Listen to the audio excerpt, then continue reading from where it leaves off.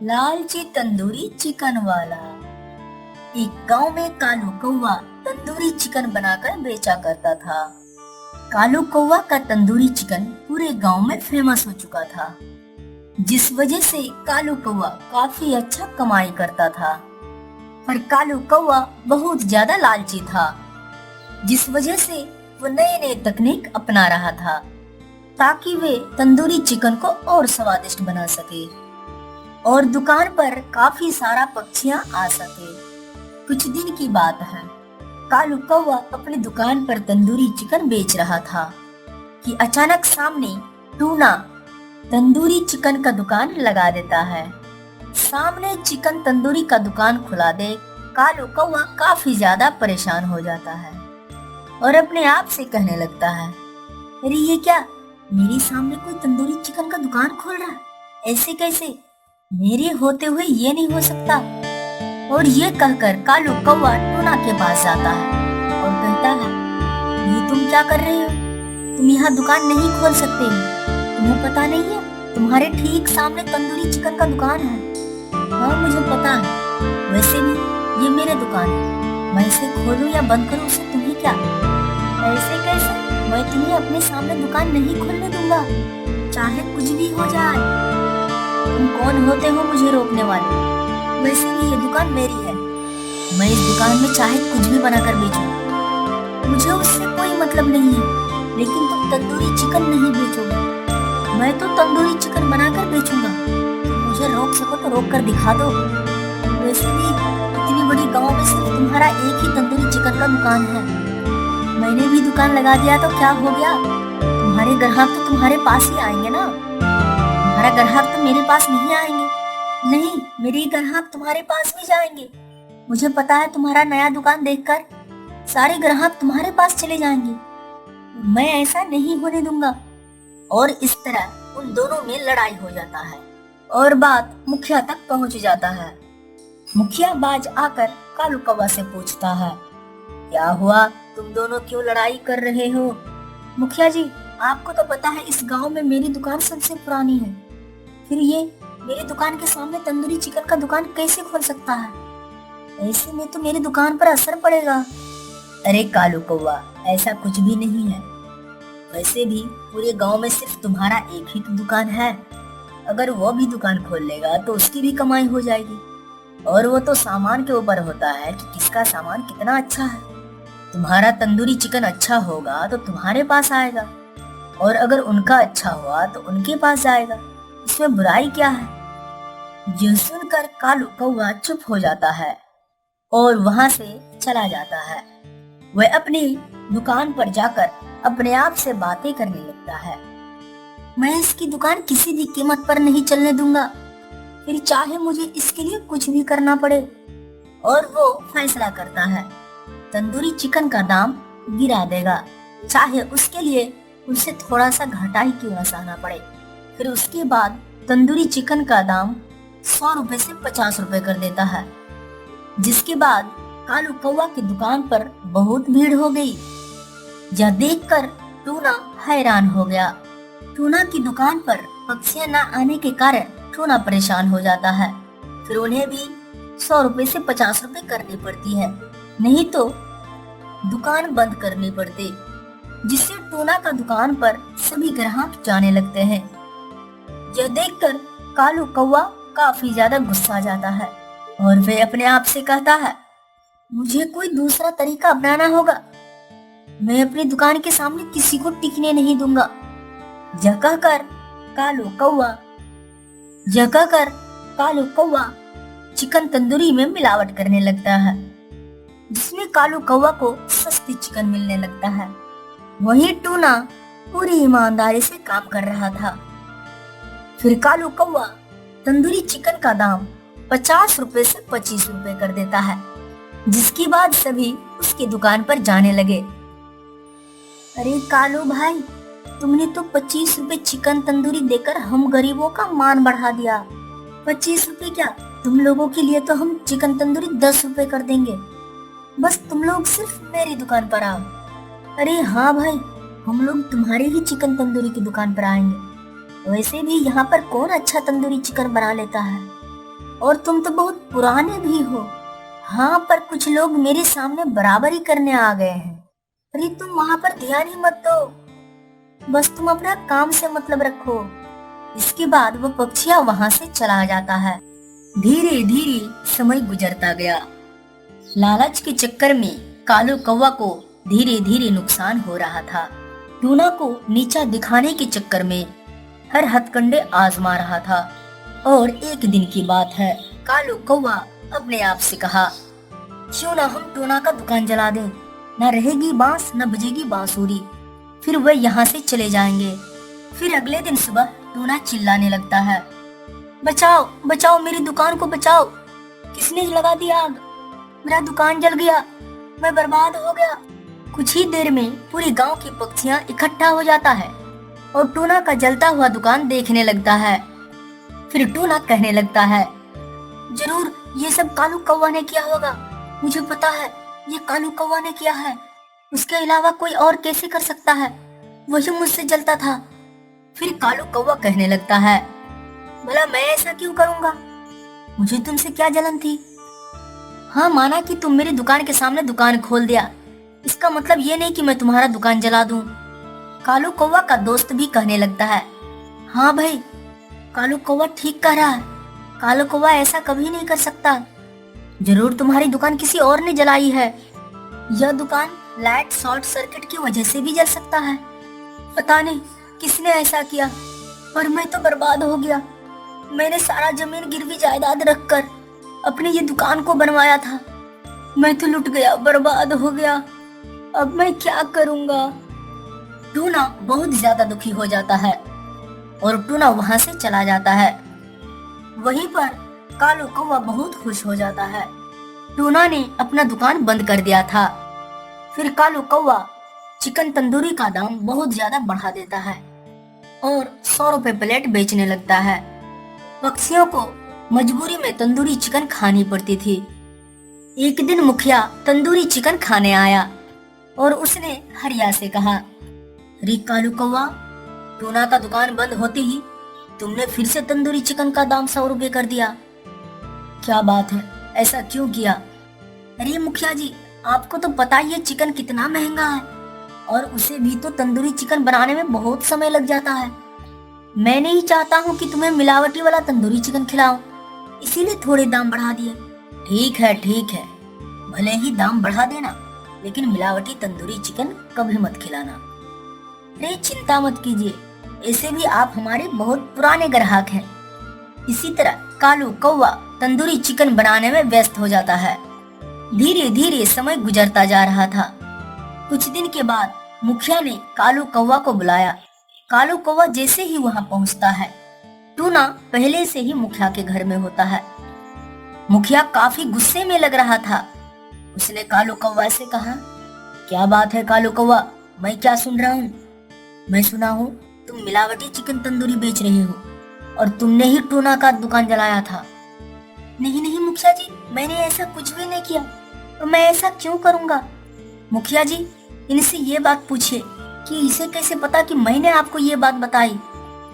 यह सुनकर मुखिया भी हैरान हुआ और कालू कौवा से पूछा, हाँ कालू कौवा, मैंने तुम्हें बताया ही नहीं कि टूना तुम पर आरोप लगा रहा है। तुमने अपने आप उसका नाम क्यों लिया। कालू कौवा पूरी तरह से घबरा जाता है। हाँ, मुझे लगा कि टूना आपके पास पहले से खड़ा था, तो टूना ने ही आपको बताया होगा।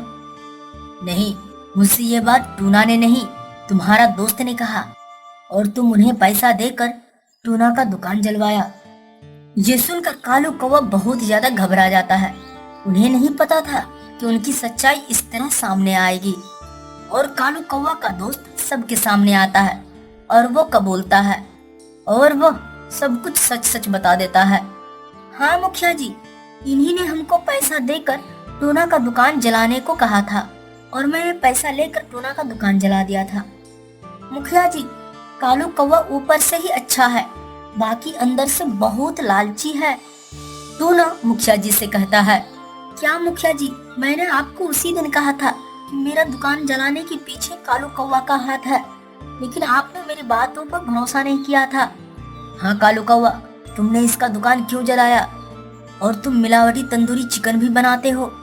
और उस दिन तुम हमें मीठी मीठी बातों पर फंसाकर अपना काम करते रह गया। मुझे माफ कर दो मुखिया जी, मुझसे गलती हो गया। अब मैं थोड़ा लालची हो गया था। मैं नहीं चाहता था कि मेरी दुकान के सामने कोई मेरी ग्राहक को बर्बाद करे। इसी वजह से मैंने ये सब किया। मैंने जैसे तैसे इतनी मेहनत करके अपने दुकान को यहाँ तक पहुँचाया था, और कैसे इन्हें इतना जल्दी कोई खत्म कर दे। इसी वजह से मैंने ये सब किया। उसके लिए तुम ये सब करोगे? तुमने बहुत बड़ा गुनाह किया, और तुमने सबकी सेहत के साथ भी खिलवाड़ किया, मिलावटी तंदूरी चिकन को खिलाकर। और ऊपर से तुम इनकी दुकान भी जला दी। तुम्हें इनकी बहुत बड़ी सजा भुगतनी पड़ेगी। मेरी गलती हो गई, मुझे माफ कर दो। मैं टूना का दुकान का सारा भरपाई कर दूंगा। वो तो तुम्हें करना ही पड़ेगा। अब इसी के साथ तुम्हारी दुकान 1 महीने तक बंद रखनी पड़ेगी, और इसके बाद तुमने कभी भी चिकन तंदूरी में मिलावट की तो तुम्हारी दुकान हमेशा के लिए बंद हो जाएगी। फिर कालू कौवा काफी ज्यादा दुखी हो जाता है और मुखिया का बात माननी पड़ती है। फिर टूना कालू कौवा को कहता है, देखा ना तुमने अपनी लालच के चक्कर में खुद का कितना बड़ा नुकसान करवा लिया। ना ही तुम कुछ ऐसा करता और ना ही तुम्हारा खुद का इतना बड़ा नुकसान होता। यह सुनकर कालू कौवा शर्मिंदा हो जाता है और उन्हें एहसास हो जाता है, और वहां से कालू कौवा और टूना चला जाता है। फिर आगे से वही करता है जो मुखिया ने कहा था। किसान तोता दिल का बहुत अच्छा था, पर वे गरीब थे। उनके पिताजी नहीं थे, लेकिन तोता बचपन से ही मेहनत मजदूरी करते थे, साथ में पढ़ाई भी करता था। एक दिन वह एक जंगल से गुजर रहा था, तभी अचानक उनकी नजर एक पके हुए जामुन की पेड़ पर पड़ता। वह जामुन का पेड़ पूरी तरह जामुन से लदा हुआ था, और वे कहने लगते हैं, अरे वाह, जामुन का पेड़, और इनमें इतने सारे जामुन आए हुए हैं। क्यों ना ये मैं जामुन को तोड़कर बाजार में बेचा करूं। ऐसे भी कई दिन से कोई काम नहीं मिला है। मेरे सारे पैसे भी खत्म होने को है, और माँ के लिए दवाई भी लेनी थी। वह अपने पास से थैला को निकालता है। फिर जामुन के पेड़ पर चढ़कर वह जामुन के टहनियों को हिलाने लगता है। बहुत सारे जामुन नीचे गिर जाते हैं, और उन्हें फिर वो उठाकर थैला में रख लेता है, और वे जामुन को लेकर बाजार चले जाते हैं। देखते ही देखते सारे जामुन बिक जाते हैं। फिर तोता अपनी माँ के लिए दवाई लेकर घर चले जाते हैं। दवाई खाकर आराम तो होता है, लेकिन पूरी तरह से ठीक नहीं होता। अगले दिन सुबह तोता उसी जंगल में जामुन को तोड़ने चले जाते हैं। उसी तरह पेड़ पर चढ़कर टहनियों को हिलाते हैं, और जामुन गिरने के बाद वे थैला में उठाकर रख लेते हैं। तोता जामुन के पेड़ का धन्यवाद करता है। धन्यवाद जामुन का पेड़, धन्यवाद। आपने मेरा बहुत मदद किया। मैं आपसे जामुन को तोड़कर बाजार में बेचता हूँ, और फिर उनसे माँ के लिए दवाई लेकर जाता हूँ। जगह कर तोता जामुन को लेकर बाजार चले जाते। वे जामुन को बेचकर दवाई लेकर घर चले जाते हैं। कुछ दिन इसी तरह चलता है। तोता जामुन के पेड़ के पास चला जाता है। तोता जामुन को तोड़कर घर जाने ही वाला होता है। जामुन की पेड़ से आवाज आता है, रुको तोता, मैं एक जादुई जामुन का पेड़ हूँ। तुम मुझसे जामुन को तोड़कर मुझे धन्यवाद देते हो, और तुम मेरी तकलीफ को भी समझते हो। तुम्हारा दिल बहुत अच्छा है। मैं तुम्हें एक फायदे की बात बताना चाह रहा हूँ। पहले तो तोता पेड़ को बोलता हुआ देखकर बहुत हैरान हो जाता है। फिर तोता पेड़ की बात को सुनने लगता है। पहले तुम सारा जामुन अपना घर लेके जाओ, फिर उनमें से बीज को निकाल लो, और उन्हें पीसकर उनकी छोटी छोटी गोलियां बना लो, और फिर उनका रस निकालकर एक शीशी में रख लो। जो भी तुम्हें बीमार व्यक्ति दिखे, तुम उन्हें ये रस और गोलियां दे दो। मेरी जादुई गुठलियों की गोलियों से और इसके रस से वो जल्दी ठीक हो जाएंगे। ऐसे में तुम एक अच्छे डॉक्टर भी बन सकते हो, और तुम अपना गुजारा इसी तरह करना। क्या मुझ पर कोई ऐसे यकीन करेंगे? क्या मेरी डॉक्टरी की दुकान चलेंगे? हाँ बिल्कुल चलेगा, लेकिन किसी को यह बताने की जरूरत नहीं है कि यह जादुई जामुन का गुठलियां है। जब सब बीमार लोग धीरे धीरे ठीक हो जाएंगे, फिर तुम्हारे ऊपर लोग विश्वास करना शुरू कर देंगे। तुम एक बहुत अच्छा जामुन का पेड़ हो। तुम्हारा बहुत बहुत धन्यवाद। तोता सारा जामुन घर लेकर आ जाता है। तोता सारे जामुन को दवाइयों में बदल देता है। सबसे पहले तो तोता अपनी माँ को ये जामुन की दवाइयाँ पिलाती है। बूढ़ी अम्मा दवाई पीते ही ठीक होने लगती है। अरे वाह बेटा, ये तो सचमुच में कमाल की दवाई है। मैंने इसे पीकर तो अब चल भी पा रहा हूँ। देख, मेरा दर्द खत्म हो रहा है। तोता यह देखकर बहुत खुश हो जाता है। तोता की यह बात धीरे धीरे पूरी गांव में फैल जाता है। पक्षियों को बहुत कम दामों में दवाई देने लगता है। जामुन की दवाइयां पीकर लोग बहुत जल्द ठीक हो रहे थे। तोता की धन्यवाद करते हुए जा रहे थे। अब तोता का आर्थिक स्थिति भी सही हो रहा था। धीरे धीरे सारा परेशानी खत्म हो रहा था। कुछ ही महीने बाद तोता एक बहुत बड़ा बंगला खरीद लेता। फिर तोता अपनी बूढ़ी अम्मा के साथ उस घर में रहने लगता और वह लोगों की मदद करने लगता। फिर तोता अपना जिंदगी खुशहाल जीने लगता। सुंदरवन जंगल में शीतल अपने पिता के साथ रहती थी। उसकी माँ को गुजरी हुई 3 साल हो चुकी थी। एक दिन शीतल के पिता बीमार पड़ गए। टूना बीमारी की हालत में सोचने लगता है, मेरा इतना ज्यादा तबीयत खराब है, अगर मुझे कुछ हो गया तो मेरी बेटी का देखभाल कौन करेगा। मैं आज ही अपना सेठ कालू कौवा को बुलाऊंगा ताकि वो मेरी शीतल बेटी को गोद ले ले और उनकी अच्छी तरह से परवरिश करें। आखिर मैंने अपनी कालू सेठ का इतना सेवा जो किया है, कालू सेठ मेरी बातों को नहीं टालेंगे। शीतल की पिता टूना 2 दिन से बीमारी की वजह से काम पे नहीं जा रहा था। तभी कालू कौवा टूना का घर आ जाता है। अरे टूना, तुम 2 दिन से काम पे नहीं आ रही हो, इसीलिए मैं तुम्हें देखने आ गया हूँ। सेठ जी, आप अच्छा किया कि आप आ गए। मैं आज ही आपको याद कर रहा था। ऐसा लगता है ओ मैं अब नहीं बचूंगा सेठ जी। दिन ब दिन मेरा तबीयत खराब होते जा रहा है। ये मेरी बेटी शीतल, मैं चाहता हूँ आप इन्हें अपनी बेटी बनाकर परवरिश करो। ये मेरी आखिरी ख्वाहिश है। ठीक है टूना, पहले मैं अपनी पत्नी से बात करता हूँ, फिर तुम्हें बताता हूँ। कालू कौवा अपनी पत्नी गोरी कौवी के पास चला जाता है। देखो गोरी कौवी, मेरी कारखानों में एक पक्षी काम करता था। वे बहुत गरीब हैं। उनकी पत्नी 3 साल पहले गुजर गए हैं। उनका एक बेटी है। क्या तुम शीतल की परवरिश करोगे? नहीं नहीं, मैं ये सब नहीं करूँगा। ऐसे भी उनको पोस पाल कर बड़ा करो, फिर उनकी नखरे, उनकी फिर शादी की चिंता, मुझसे नहीं होगा ये सब। सोच लो, वो अकेली बेचारी कहाँ जाएगी? उनके बाप भी गुजरने वाले हैं। तुम ऐसा क्यों नहीं कर लो? मुफ्त में तुम्हें एक नौकरानी भी मिल जाएगी। हाँ हाँ, आज तो तुमने एक फतेह की बात करा है। ठीक है, उन्हें ले आओ। कालू कौवा टूना का घर पहुंचता है। चलो बेटी, मेरे घर चलो।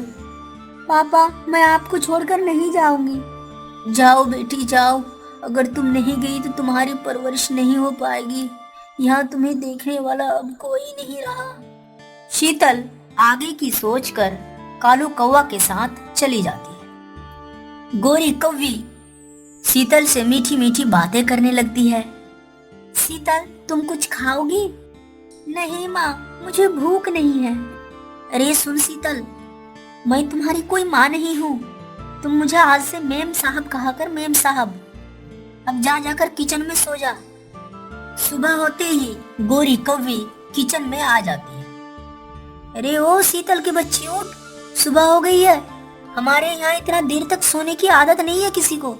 शीतल उठकर खड़ी हो जाती है। मेम साहब, मैंने रात को नहीं सोया था, मुझे पूरी रात नींद नहीं आई। वो सब मैं कुछ नहीं जानती, ये ले सारा बर्तन साफ कर। ये सुनकर शीतल काम करने लगती है। कालू कौवा काम पर से शाम को घर लौट आता है और वह शीतल से कहती है, शीतल, मेरे लिए एक गिलास ठंडा पानी लेकर आओ। ठीक है पिताजी, मैं लेकर आ रही हूँ। अरे वे शीतल, मैं तुम्हारा कोई पिता नहीं हूँ, मुझे तुम सर कह के बुलाओ, सर। ठीक है सर जी, अभी लेकर आई। शीतल गिलास में पानी लेकर आ जाती है। कालू कौवा का मूड खराब हो जाता है। ये तुमने कौन सा पानी लेकर आ गई? मैंने तुम्हें ठंडा पानी कहा था, मेरा तो सारा मूड खराब कर दिया। कालू कौवा गुस्से में आकर शीतल को थप्पड़ लगा देती है।